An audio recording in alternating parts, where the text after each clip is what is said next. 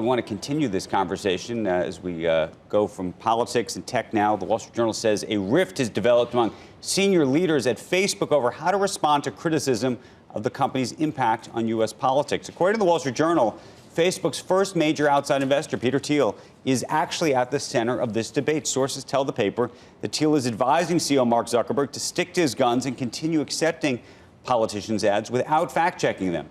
Joining us right now for more on this story, the one who broke it, Emily Glazer, one of the authors behind that journal story. Also joining us is Dylan Byers this morning, senior media reporter for NBC News and MSNBC and author of one of my favorite newsletters, The Buyer's Market. Good morning to both of you. Emily, let me start with you. You know, there seems to be a rift from what I gather, both in terms of what I've heard, but you're reporting directly that you have Peter Thiel on one side and you have other board members on the other side who seem to actually oppose the way Mark Zuckerberg is approaching this issue. Indeed. So there are actually both senior officials, executives, and board directors on one end of it, and then Peter Thiel on the other. Peter Thiel is saying, when it comes to politics, stay the course, Facebook, especially over political ads, whereas other senior officials really want more changes right now.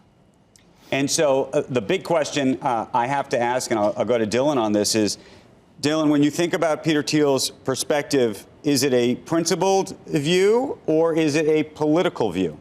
Because clearly, I don't want to say clearly, I know I'll get in trouble for saying this, it feels like if they were to change their policy, the policy may help one side more than the other. Maybe that's a polite way to say it, Dylan. Look, I would argue that when it comes to Peter Thiel, it is actually a principled view. I don't think his conservative politics are a mystery to anyone. Indeed, I think sort of the frustration with the rift that he's caused among leadership and among the board stems from the fact that he's conservative, and that makes him an outlier in Silicon Valley.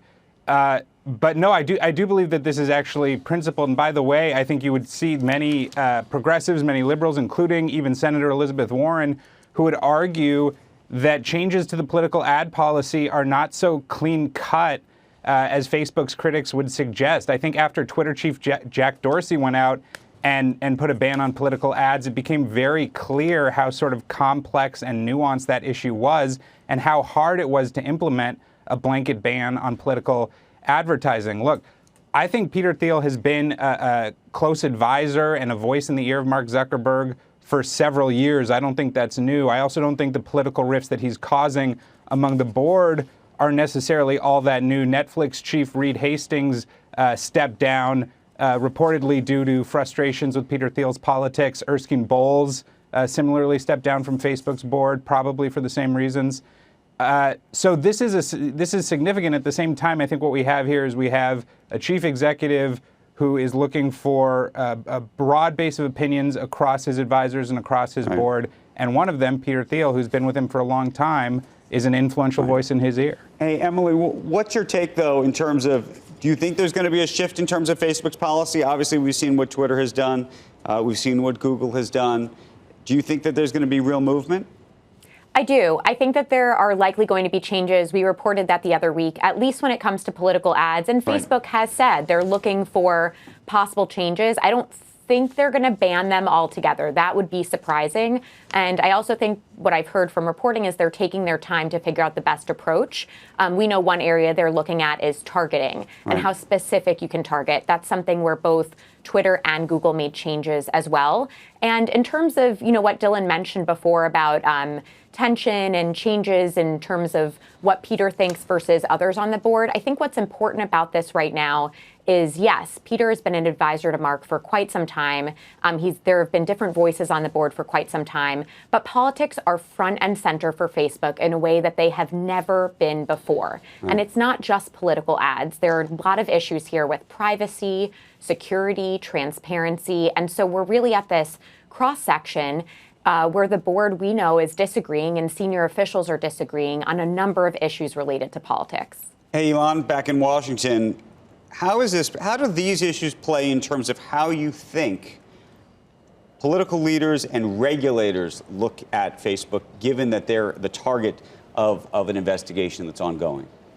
Yeah, I think that the Facebook platform is incredibly important, both to the candidates and to President Trump himself. I mean, even though Facebook has said that political advertising is negligible to their bottom line, we were just looking at some data that showed that President Trump has spent over $2 million on impeachment ads on Facebook alone just since the impeachment inquiry was announced. So this is a really important way for them to reach and energize their voters, and I think that any changes that are coming are going to be very and I'd open it up to the that. rest of the panel. Let's have an honest conversation. At least in my view, if Facebook were to shut down the advertising, not just of the president, but political advertising across the board, you would have an outcry. And how would that outcry manifest itself? And I'd ask this of Emily and Dylan, in terms of regulators ratcheting up whatever you think is going on in these investigations right now.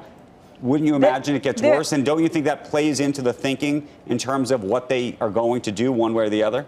They're already doing the investigations, right? They're already investigating Facebook over antitrust concerns. Macon Delrahim said, I think it was last week, that he wants to wrap up the DOJ's investigation, by the end of next year or sometime next year. So these are already moving at a rather rapid clip. I think in Washington. You don't think the outcome changes based on what they do? We already know how President Trump feels about Facebook. He's made it very clear. I don't know that additional changes would ratchet up the pressure even more. It is already clear that this administration has a spotlight on these companies. Hey, Dylan, and you agree with that? They're investigating them very closely. I don't. I respectfully disagree. I think that making changes to the ad policy would increase the regulatory pressure, because all of a sudden you would have a lot of lawmakers asking why Facebook should be making decisions about what people can and cannot say in political ads. Again, I would encourage people to go back to the decision that Twitter chief Jack Dorsey made. He came out and said this, and he was celebrated for 24 hours for putting a blanket ban on political advertising. When he actually implemented the policy several days later, that isn't actually what it looked like, because it was too hard, it was too murky. Twitter was exerting too much influence on the political process, and the ultimate effect, not on Republicans, but rather on Democrats and on small groups, and the ability of that policy to help entrenched powers. I think all of those complexities became very clear to people. So, no, I don't think you can institute a blanket ban on political advertising, and I don't think lawmakers would be particularly pleased with Mark Zuckerberg dictating what political candidates can and can't say in political advertising. Emily, final word to you. I agree with Dylan, but I do want to point out that there's a difference between banning ads altogether, which is more or less what Twitter did when it comes to political ads, versus potential changes at Facebook that might be tweaking what is or isn't allowed, such as changes to targeting, whether or not they require citations for fact checking, like cable companies do, cable networks. So I think right now we definitely want to wait and see. We know there's divisions, we know there's disagreement with the senior levels, and this isn't just on politics, political ads. This is on a whole bunch of matters. So I think it's a wait and see moment for sure.